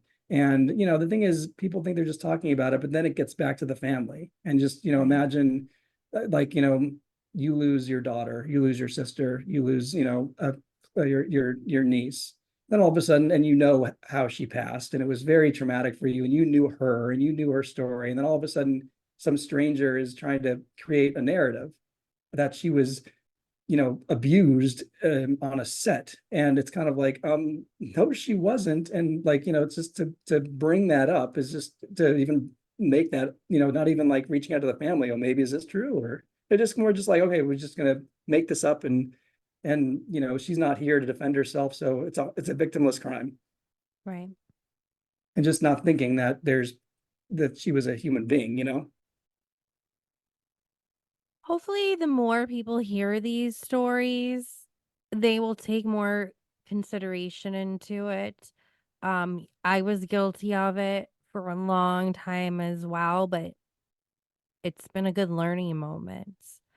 Yeah, no, definitely. I think a lot of people, that's like, even what we've seen, like, people, it's funny especially when it comes to Heather, they're very strong. Like, I mean, there's times when I would like try to push a little bit where someone would say like, oh, she was abused by blah, blah, blah, blah. And I'm like, are you sure? And they're like, yeah, believe me, I know. And then I push them like real kindly. I'm like, so how did you hear this? Oh, well, I read this article online and it was by a reputable person and I know it's true. Well, what was the article? Well, maybe it wasn't an article. It was like, maybe it was a comment that I saw, but I don't remember, but I think it was about this. And then I'm like, oh, so you don't really know it's true? No, I guess I maybe don't, but I mean, it just, and then I'm thinking, okay, well, you were just so strong a minute ago saying that for sure she was abused by so-and-so. And now as I'm talking to you, you're kind of like, well, maybe she wasn't. That's kind of like, that's just kind of what you run into. It's like, we're just waiting, just in general. I mean, I don't really want to give too much light to these things, but it's more just like, at least if there's any even circumstantial evidence to anything, just like present it. Like if there's anything, I'm all ears. I'm listening, and that's what we were doing this whole time. It's like, hey, if you think she was abused or something, what somewhat evidence do you have? And the more you poke, there's literally nothing, like nothing. Like no one, yeah, well, no one she worked with has ever been accused of anything that we know of that like is real. So there's not even, like I said, circumstantial. It's not like you had someone who was arrested for something. It wasn't like she worked with P. Diddy. So I mean, it's like so it's kind of like she wasn't even around it. So like, where are you kind of pulling this from? Right. People just need to put a little bit more thought and research behind it and also think about what some of the consequences should be. But Brian, along the lines of wild speculations, the last thing I want to talk about wild speculations is all of the craziness that has seemed to be swirling around Spielberg over the last decade. For whatever reason, it seemed to come out of nowhere. And I'm going to investigate that more of when did those rumors really start? And if it did come from other people, one person, other people just started picking that up. But with working closely with Heather's family, do you mind just taking a moment to explain what their experience was with him? Because I feel bad with these blinds that have been put out there. It made me think such a bad way. And I feel like I was brainwashed. So just any insight from somebody who would actually know would be very helpful if you're open to that. Yeah, no problem. I don't understand exactly why Spielberg has become such a target online. I still try to figure out, because I mean, this is a guy who's got such a great reputation within the business. And as you know, nowadays, nobody's safe. So I mean, it's like, if you're Bill Cosby or anyone, if you're the king of Hollywood, if any dirt comes out about you, you're going to be exposed. I mean, that's kind of just how the world is now. So I mean, with Spielberg, there's never been anything. And he's just, especially when it comes to kids, I mean, he's got such a big history and a relationship with children throughout his career. Movies like, Close Encounters of the Third Kind and E.T. and Jurassic Park. I mean, we worked with so many child actors, and there's never been anything other than just like amazing stories being told. So it's kind of a weird thing why, I mean, I don't know if maybe it's the Jewish thing. I'm not sure what makes him such a target for people to try to say that he's a bad guy. Because I mean, within the industry and even within the community, because I mean, I live in Los Angeles and he lives here as well. And you kind of hear stories, and I've, had a lot of people who've worked kind of with him, and I've heard nothing but great stories about him. He's very respectful. He's very talented. And it's like, he's someone who kind of really doesn't have any dirt when it comes to that type of stuff about how he treats people, adults, children, anybody. He's just a very respectful human being. And as far as Heather goes, I mean, he was very good to Heather. I mean, the stories that I would hear from her mom, I mean, of course, as you know, Stephen discovered her, and it was a very sweet story that, of course, the internet has now taken this sweet story and make it very dirty. Like, I mean, here just she was eating lunch at the MGM commissary, and he came over, he was looking for his Carol Ann, and he kind of looked over and saw her, and he was like, that's the girl I'm looking for. That's perfect. And came over and talked to her and talked to her mom. And it was one of those really sweet stories. And of course, now with your, 2024 eyes, you can look at it and be like, oh, what a creep. He came over to this little kid. It's like, it's just kind of one of those things where, I mean, he was so respectful and kind to Heather, and treated her with such care and respect, and made sure she was always safe. And also just like, throughout her life, he would send her like little notes. And it's really just, they had a very sweet, respectful relationship. So it's kind of a thing, like even about a month or two before Heather passed, I think it was Steven's 40th birthday. He was having a friend of his was making kind of like a little tribute video for him, and they reached out to Heather to kind of like say a little something, kind of like she was part of the video, like kind of everyone that he's worked with kind of said a little tiny thing for Steven. And she was asked to do it, and she did it. And then like he said, this is what we want to do. Here's the angle. You go out, you find all these people, you sit them down, you say, sum up Stephen Allen Spielberg in one word. Sum them up in one word. Cuddly. Unpredictable. Whimsical. Dirty. Magical. Jewish. Passionate. Nuts. Connected. Engaging. Imagination. Youth. Oh. Nudge. Textured. Innovative. 34. Dad. Loyalty. Human. Great. Incredible. Generous. Sweet. Kasha. Magic. Sexy. Macabre. Resourceful. Joyous. Invisible. Rosebud. Boss. Schmool. It's a little bit bigger than schmoll. Astute. Especially in his hiring practices. Mashuggy. Little Mashuggy. There you go. I heard Marilyn Monroe did this for President Kennedy, so why shouldn't I do it for you? Happy birthday to you. Maybe everybody could sing along so it wouldn't sound so bad. Happy birthday to you. Happy birthday, dear Stevie. Happy birthday to you. and then like he sent her a thank you note that we have a copy of. And the thank you note was like, it was so great seeing you in my video. Look forward to seeing you. And it was literally received 4 days before she died. So it was just she did see it, which was nice. But it's like, one of those things where, again, with Stephen and Heather, like for anyone to even make any remote implication, when they had such a sweet relationship. And of course, like her mom's memory of Stephen was so wonderful. And as it should be, because he was wonderful to her. And so for anyone to kind of crap on that for no reason, like zero, it's not like they found out something. It's like they just made it up, because he was a big producer, big director, and he must have done something to her. That's kind of the thing. And of course, he was just as close with Drew Barrymore. Has Drew ever said one thing about him other than that he was like a father figure to him? I mean, it was just, again, it's like, we don't even talk about anything in there because Steven is a great guy. I've really heard nothing. It's like Steven Spielberg and like Tom Hanks. Like these guys are just universally known as really kind human beings. So I think maybe when people have a squeaky clean image, that makes people want to crap on it. And tear it down. Yeah. So I think that's the long answer to your question, I guess. Why people are bringing up Spielberg in a negative way now online, I don't know. I just think maybe it's religious. I don't know, because I think he's maybe that's it, because it's definitely not anything he's done, and it's probably not brought up by anyone intelligent, just to be honest. Yeah, that's for sure. But no, I really appreciate you, Brian, sharing some of that insight and aspects that you've heard from Heather's family herself on the type of person that he is. I really appreciate that. And speaking of Heather O'Rourke's family, you understandably worked very closely with them on this project. Was there anything shared with you that they feel that the world should know about her? And of course, we're gonna hopefully find out more next year with the documentary, but is there anything you want to share in the meantime?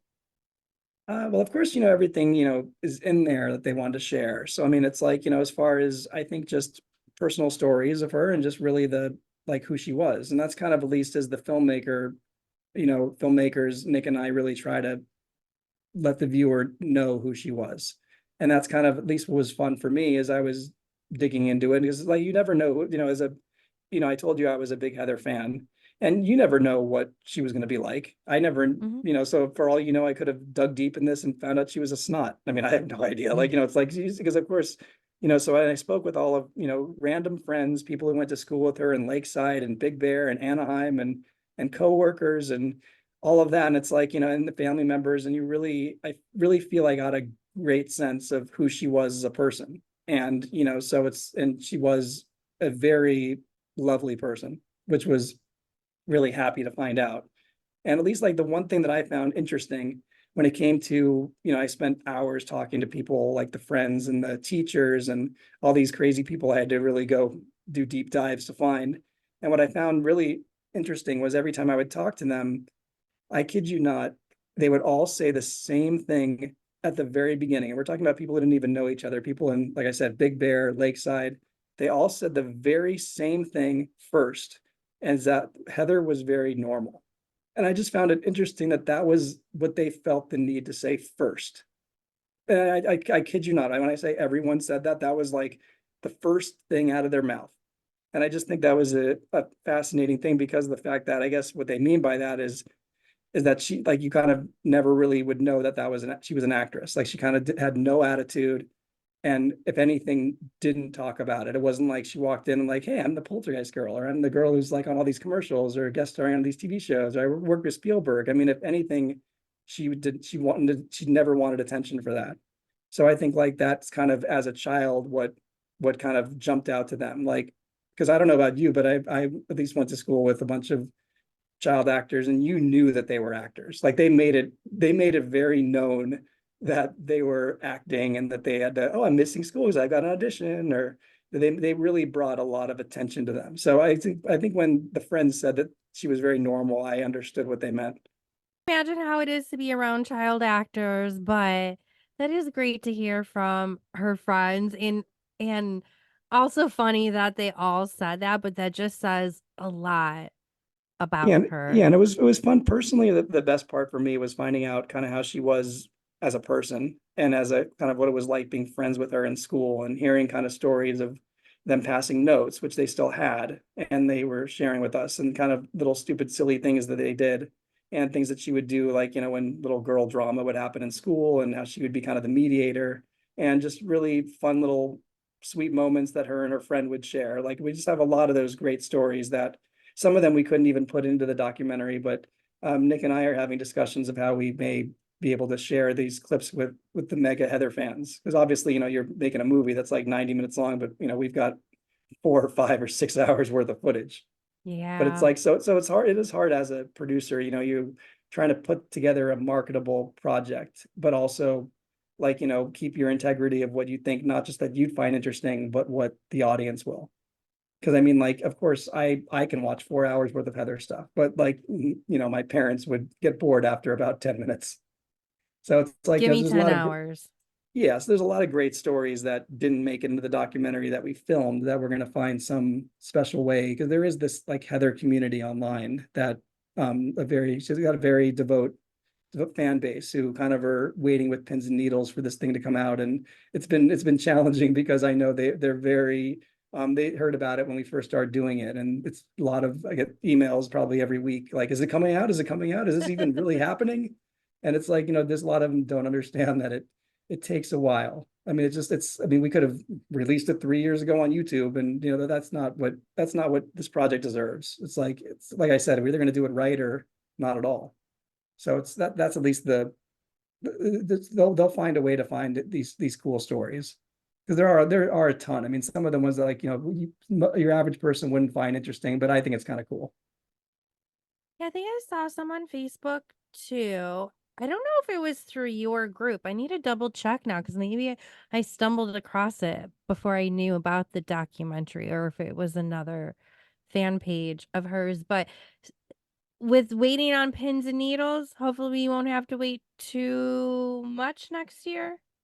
Yeah, hopefully not. I mean, when there's an exact, release, I mean, our eyes are going to be early next year, and we will let everyone know where it's going to be, and if it's going to be a screening or if it's going to be online or streaming. So, I mean, definitely it's going to be seen. This is not being made to not be seen. So it's just more like we're trying to do the best we can possibly do.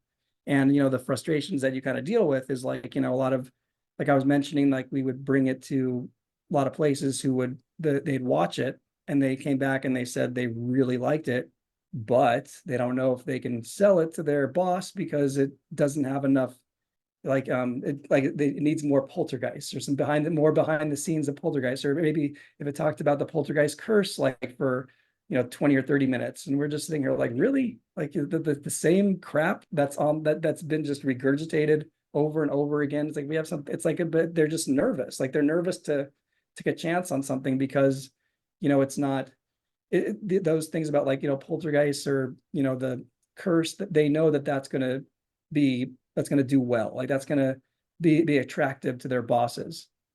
So it's kind of like that'll justify their reasoning for green lighting something. So that's kind of the challenge. That's a whole business thing that I know because I worked on that side. So I get it. It's like everyone nowadays is so worried to lose their job that they just try to hedge their bets like crazy. Like, so if they took a chance on a project, it's like if it doesn't do as well as they hope, they're like, oh, well, I greenlit it because it was about Poltergeist and Spielberg and it had this. So you can't get mad at me for this. There's nothing, wrong that I did.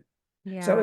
So it gets challenging because we're not going to compromise the film and basically like, do something poor to the family and poor to Heather's memory. It's like, whether it's seen by one person or millions of people, at least, it should be done correct.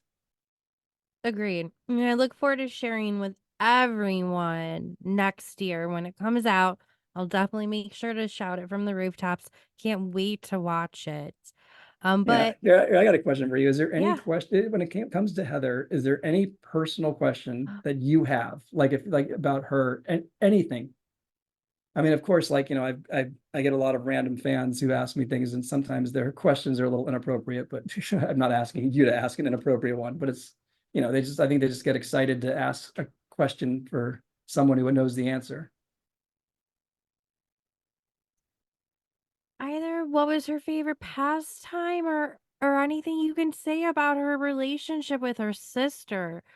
Her relationship with her sister is what like sits with me the most. Yeah, well, I mean, of course, I mean, her relationship with her mom was like one of those like mother-daughter inseparable things where it's like they were very close. So I mean, it's like, and also she was close with her sister as well. I mean, her sister was about maybe 4 years older than her. So at the time of her passing, they were at very different places in their lives. You had Heather, who was 12, and her sister was like 16 or 17. And so you kind of had, that's a very big age difference. Yeah. So, but they were very close. And I think that definitely they would have been a lot closer when they got older. So it was a real, a real big loss there. So, I mean, but they were very close, and it was a very close family. So they did have a good relationship, and just, they were very different, and they, just kind of like, grew up and just were like Tammy was a dancer first, and kind of like Tammy was doing stuff in the entertainment industry just by happenstance because she was such a great dancer. And that's kind of what led them to go to Hollywood, because she was cast in a movie called Pennies from Heaven, where she was one of the dancers. And it was during lunch that day when Spielberg happened to be in there and saw Heather there. And Heather was just there because her mom had no one to watch her. So it's kind of like she had to take her with her. So it was just one of those kind of serendipitous moments. Wild. Yeah, like this is, like I said, this is not a Hollywood family. This was not, her mom didn't have stars in her eyes. This was just like she wanted to support her daughter and what she had a passion. She was a great dancer, Tammy, her sister. And so she wanted to give her every opportunity she had. And she like got that role, I think, on the Tim Conway show as a dancer, which is one of those like one out of tens of thousands of people. So she was that spectacular of a dancer, and they just kind of wanted to support her, and kind of like their attitude, even with Heather too. Like Heather was fine if she never acted again after a role. Like she kind of would do Poltergeist 1 or 2, and then you'd even see her in interviews, and they're like, well, what happens if it doesn't do well? Just kind of like, she's like, hey, then I'll go back to school. Like she kind of like wasn't trying to like her, and same with her family. Her family was like, hey, if you tell us to go to this audition, we'll go to it, and just let us know. And if she never gets another audition ever, then we'll just continue to live our lives. And because she had a very healthy upbringing, and her parents, I mean, even her family now, I mean, if you meet them, they're just very down to earth, very cool, and just very sweet. And it's, I mean, of course, you don't wish this on anybody, but if there's anyone you wouldn't want to wish this tragedy on, it was Heather's mom. It was like the sweetest lady, one of the sweetest ladies I've ever met. So it really is. And it gets surreal, of course, as I tell you, with the fact that like, I know Heather's mom. Like, you sit there in your moments when you're sitting there, like thinking of me when I was 9 years old, and like, that I'm getting to do this for Heather, and kind of going into her book bag from 1988 and kind of looking at all of her personal things. And because that's kind of like what happened there, because pretty much like when she passed away, they had that lawsuit and they put everything of hers into a storage bin, and then kind of we went into the bin, and kind of, so it was like a time capsule, and really looking through Heather's things, and really kind of brought it to life to me, and just made me feel really special. There's moments where Nick and I were just like, we got our producer hats on and we're trying to do our job, and then it's kind of like there's moments we had to kind of take a moment to like, see what we're doing. Like, this is really special. Yeah, very meta. Mhm. From all of my research on her family, they seem so humble, so down to earth, but I'm going to support my daughters, their passion. And they really seem like that family unit that you really hope that anyone in Hollywood has to kind of keep your head on straight, which I think too many Hollywood actors and actresses don't have, which gets them into certain situations. So they seem to be really good parents. And they did everything right. Yeah, no, definitely. And that's why it's like you gotta have like, Heather O'Rourke and Drew Barrymore who had these kind of parallel lives, because they were both like launched from the same platform at the same time, like the same vessel, because they were both like Spielberg girls. Like they both, the summer of 82, they both movies came out, and it's kind of like you had Drew, who was on the Hollywood scene and going to the parties, and because her mom was involved in that, and really she was kind of doing that. And here Heather would go to an event and then go back home. So Yeah. it's like you had kind of two different Complete upbringings. opposites. Yes, I mean, which is why Heather was not involved in anything salacious, or she just was, everything about her was just like she was very smart, very well behaved, and she did what she was supposed to do, and then just kind of went home. And that was, and like her mom was not looking to exploit her and be like, oh, you should go to this event, you should go. It was more like her mom was just with the agent, be like, whatever you think Heather should be at, let me know, we'll do it. And then so we'll, and if there's nothing she has to do, then we'll just go back to doing our thing, and we'll go do our stuff. Well, she was really lucky to have the family that she had. I know she's definitely looking over them now. And I'm sure she's definitely, Brian, now that you have a guardian angel looking over you too. You do know that, right? There's like no Oh, way that's very around sweet. that. Yeah, well, I hope she's, hope she's happy with the job that we're doing, because it's definitely been quite the adventure, more so than I even thought it was going to be, as far as the challenges. And just like, anytime you're doing, a documentary, which is the first one I've done. I mean, it's different when you're doing a movie, you kind of have a script, shooting day, it's beginning, middle, end. With documentaries, they're like living, breathing creatures. It's like you kind of go into it with like maybe a skeleton of interviews, and you just never know what you're going to get, and what you kind of hear in an interview is going to spur a certain aspect of it. So it definitely has taken on different incarnations, and it's just been challenging. So I mean, it's, and challenges I've had just with everyone. I think every one of us had our moments where we were all kind of done with the project. That happens with every project that you work on. I've always like, you kind of just like at every moment kind of like, that's it, I'm done. Like, I just don't want to do this anymore. And then the next day you get back on board, and it's just like, so I think we all kind of had those moments, including the family. But I think at the end of the day, we're coming back around, and I just hope that, it's well perceived. And, of course, all I care about in my heart is that, Heather would be proud of this, and the family's happy. And that's kind of really what sticks with me, that at least the family can sit back and be like, this is something that really honors my daughter. And like I said, when we were talking about at the beginning of the conversation, that we can't stop. Heather's going to outlive all of us. And it's just, we know there's going to be more rumors about her, and more things that are going to just come out throughout the years. And at least we will have this one documentary that will be out there, where if anyone really wants the truth and wants to really care about knowing who Heather was as a person and knowing her real story, they can watch this. And then if they want to sit there and make up fantasies about anything else, then by all means go for it. And the family has a great attitude about it too, because they just like, I mean, of course, you don't like anyone saying anything about their daughter, but they understand that it's not personal. I mean, even though it is personal, it kind of is not being, these people who are making up these rumors are not doing this because they didn't like Heather, or there's anything personal with her. It's her persona.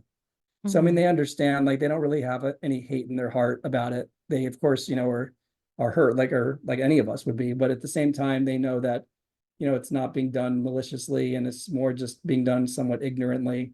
And maybe even people they think they're doing the right thing, or they think that they're advocating for her. Like they have good intentions in a way, because they think that they're trying to like sticking up for someone who doesn't have a voice.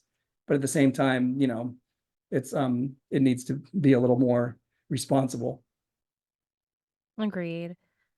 Yeah, so in relation to when you were asking mainly what my legal background, how that benefits me as a producer, in this situation, I mean, it really helped because I was able to understand a lot of the depositions I read, the medical records, medical evaluations that I kind of saw about her, and that really helped understand everything fully.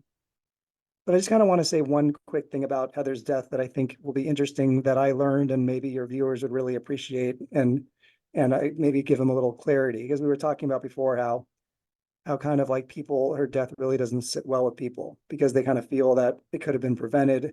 But anyways, I mean, of course, my legal background helped, but I was able to read all the depositions and the like hundreds of pages of depositions and medical records and even the medical evaluation for Poltergeist 3 that kind of gave her clearance. And pretty much all of them painted a picture that basically the diagnosis that she got was the wrong diagnosis, but it wasn't a bad diagnosis. So I think that's kind of something for everyone to realize, that Heather's condition was extremely rare. It's like, as most people who have kind of a congenital birth defect, it usually is detected when they're about 3 or 4 years old. Like kind of they have trouble, I guess, a lot of pain going to the bathroom or whatever it is. So usually people with that condition around 3 or 4 years old is when it starts showing, starts kind of peeking its head, and you take them to the doctor and you kind of know. But with Heather, she didn't experience any pain until she was about 11 years old. So that's extremely rare. So it was more that it wasn't on the doctor's radar. And I even did see the x-rays where you do see the blockage, but it kind of mimicked Crohn's disease. So like I was saying, I mean, the thing is, yes, it was wrong, but probably, 9 out of 10 doctors would have gave that same Crohn's disease diagnostic, or that Crohn's disease diagnosis. So I think that's kind of something that people usually think like, oh, well, if she just was seeing better doctors, or her parents should have taken her to better doctors, or Hollywood should have had her with better doctors. But everything, listen, she was seeing some really top doctors. And even in Chicago, when they were filming, they had her see a specialist at the University of Chicago who said the same thing. So I think that's just something that viewers need to, or people need to understand when it comes to her death, that yes, it was a wrong diagnosis, but it wasn't bad. Like it wasn't a bad one. So that's kind of, I think, what I learned by reading all these with the lawsuits and the depositions and even all the legal jargon, that I think, felt a little better, kind of sat better with me, that, kind of, I think with Heather's death, it was something that was like a perfect storm and something that kind of could have been prevented. But I think in this instance, it was maybe just in the cards that she was only meant to be here for 12 years or so. So I think that's kind of what makes kind of what hopefully will sit better than just kind of people thinking, oh God, like, this was terrible. This could have been prevented.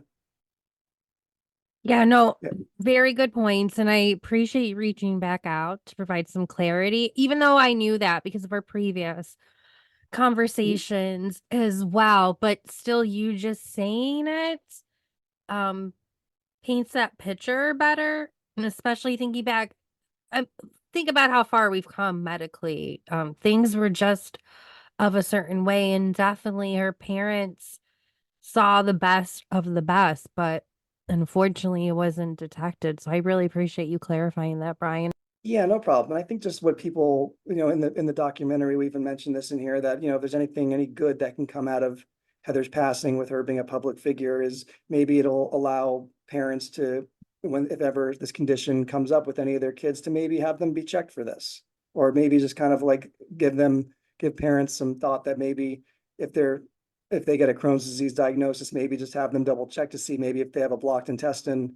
And so hopefully maybe a life can be saved. Great points.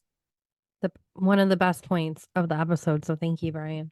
Kind of pop that in there. I just thought that was interesting, because it's like that people are always so angry about Heather's death. And then usually when they're trying to be nice and they're trying to be helpful, as they're thinking of trying to see, when they hear words like when they're reading about it, it's not very satisfying, because they will read words like intestinal stenosis or congenital birth defect, and that just sounds like gobbledygook. So I think when people are reading that, they just kind of want to try to make something more like, it couldn't have been this. Maybe it was something else. They're just using these words as an excuse.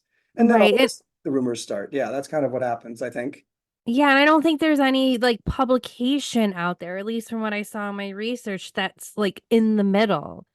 It's either the conspiracy theories or it is the hospital court case, which would lead you to believe like she wasn't in the best of hands, but understandably, both sides had to do what they had to do in that situation. So you're the good glue that ties in that in the middle perspective. Yeah, at least hopefully. Yeah, no, it does. I mean, and hopefully with the documentary, which actually presents the truth and everything, I think as far as what Nick and I, when we were doing our research and actually digging into these medical records and the actual evaluations that went on for, a couple of years, it's pretty clear. There's no mystery around Heather's death. It's very clear what happened to her. Mm-hmm. And so, but it's like, a thing where obviously all those are not public record. And so we're just going to at least hope that we have that background while we're presenting this documentary and at least presenting a point of view that is 100% accurate. And just that's our job as filmmakers to do. So we're not presenting any rumors or anything because we know that they've already been debunked. So yeah, so that's kind of at least where we stand.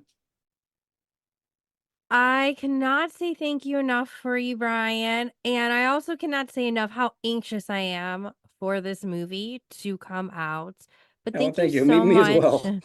Yeah, of course. I'll be happy when this thing is all, done and, and it's out there and it's the kind of, it'll make me and everyone else happy. Because like I said, Yeah. there's people waiting on pins and needles and I get to be the target of like, everyone like, what's going on? Like, why, what am I, why am I releasing this? Like, it's up to me. Like, it's completely like, me doing this or like even same with Nick. I mean, we both get attacked quite a bit. Like we're like purposely holding on to this film and not Have to do releasing it it. right.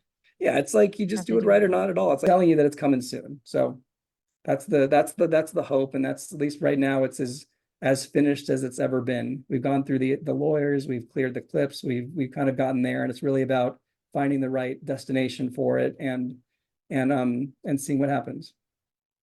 Very exciting.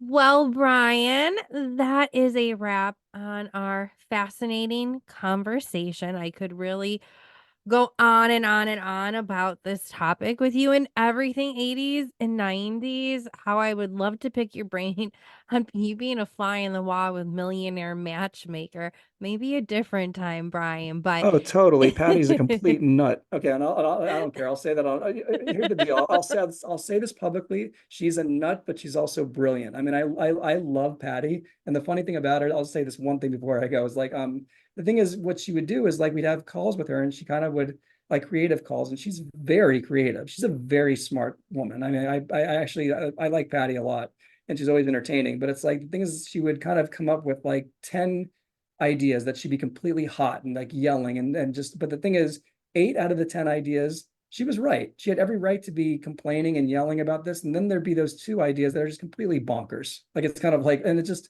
completely ruins her credibility like in the room. I mean, just like it was just being a fly on the wall, like carrying her creatively was always entertaining. But I did like her, but she's crazy but in a good way. thank you for sharing that. That's totally the vibe that I pick up on. But thank you for sharing all of your insights on the 80s and 90s, Brian, along with Heather O'Rourke. And for everyone listening, don't forget to check out Brian's upcoming documentary, Heather O'Rourke. She was here. Make sure to follow the page on Facebook. It will be dropping next week. Here, I wish next week. Don't start That's that. how excited I am. But trust me, you won't want to miss it. So, as always, thank you for tuning into this week's episode of Pop Culture Exposé. Next week, we're jumping into the new millennium where reality TV takes over. Internet changes the celebrity landscape and the scandals only get wilder. You won't want to miss it. And if you love today's episode, make sure to subscribe, share, and leave a review. Until next time, I'm Danielle, and thanks for joining me on this pop culture journey. Tune into the buzz, it's the talk of the day. From Bravo shows to the latest celeb spree. We've got the tea, come sip it with me. Danny Gossip, girl pop